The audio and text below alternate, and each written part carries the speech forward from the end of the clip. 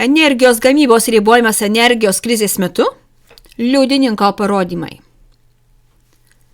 Žaliosios energijos gamintojai Vokietijoje dėl rekordinių kainų gauna didelį pelną iš vėjo jėgainių ir fotovoltinių įrenginių. Bendrovės gauna didžiulės valstybės subsidijas ir naudojasi didėjančiomis elektros energijos kainomis energijos biržose, o jų pačių sąnaudos nesikeičia. Nors Šiaurės Reino Vestfalijos vėjo jėgainių bendrovės Maka generalinis direktorius Wolfgangas Kyne iš pagamintos elektros energijos gauna rekordinį pelną. Jis akivaizdžiai nėra patenkintas dabartinė padėtimi, todėl jis parašė atvirą laišką politikams ir papasakojo jiems, taip pat savo klientams ir verslo partneriams apie dabartinę energetikos krizę. Ištrauka iš vėjo jėgainių parko Maka generalinio direktoriaus laiško. Kiekvieną dieną mane tiesiog vemti verčia žinios apie kainas, ypač apie elektros kainas, nebegaliu jų klausytis. Kodėl? Todėl, kad politika veikia nepagrįstai, elektros energijos trūksta ir ji tapo brangi.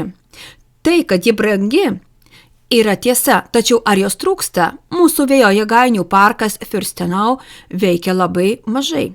Bent jau tada, kai pučia vėjas. Ne todėl, kad mašinos yra sugedusios, ne todėl, kad elektros energijos trūksta elektros tinkle. Ne, ogi todėl, kad biržoje galima azartiškai lošti.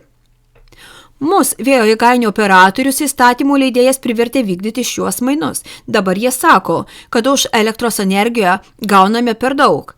2022 metų rugpjūčio mėnesį biržoje už mūsų produkciją buvo siūloma apie 46 centus. Už tai turėtų būti gėda.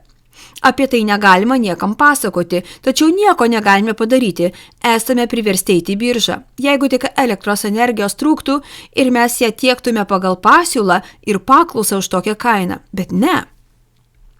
Faktas.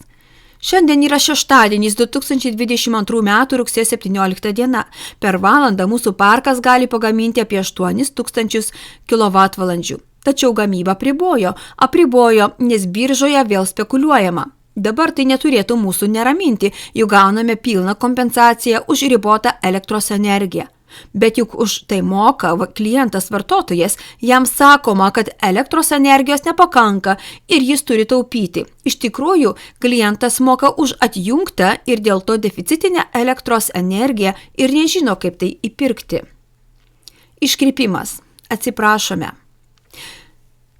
Taigi, 100 000 kWh paprasčiausiai nebuvo pagaminta, nes tai nėra politikų darbotvarkėje. Tačiau yra įjungiamos atominės elektrinės, nes trūksta elektros energijos. Vėl deginti anglis, nes trūksta elektros energijos, dėl elektros energijos trūkumo į elektrinės tiekti dujas. Tačiau vėjo jėgainių parkus reikia atjungti, kad ir toliau trūktų elektros energijos.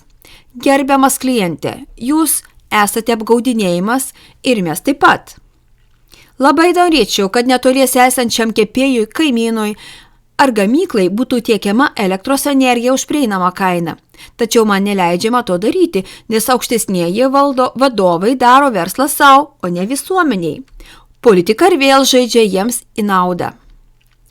Gerbiami žiūrovai, kaip matyti iš kitų šaltinių, šis liudininko pranešimas nėra pavienis atvejis. Panašiai nukentėjo ir tūkstantys fotovoltinių sistemų, komercinių ir privačių, bei biodujų jėgainių.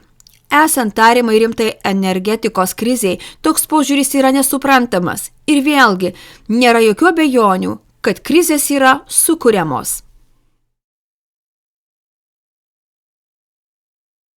KlarTV Podcast.